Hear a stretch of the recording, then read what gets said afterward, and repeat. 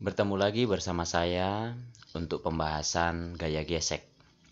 Ini adalah sebuah ilustrasi mengenai gaya gesek. Biasa kita belajar ini dalam pelajaran fisika atau pelajaran IPA. Ini menunjukkan bahwa ada dua buku yang saling bergesekan, yaitu di sini ada buku chemistry dan physics atau kimia dan fisika. Jadi ini ada dua buku, yang warna kuning ini ada perbesaran bendanya, perbesaran partikel. Ini menunjukkan bahwa partikel yang warna kuning ini adalah partikel untuk buku kimia, dan yang hijau adalah partikel untuk buku fisika. Apabila dua benda ini digesekkan, maka dia akan mengakibatkan peningkatan suhu, yaitu antara dua buah permukaan benda yang saling bergesekan akan menghasilkan perubahan suhu, di mana jika dia bergesekan suhunya akan meningkat.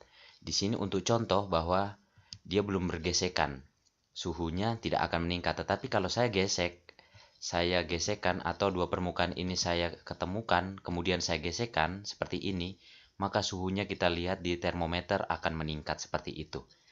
Jadi, apabila dua buah benda atau dua buah benda yang berbeda dan ketemu bergesekan, dia akan mengalami peningkatan suhu atau menghasilkan suatu energi.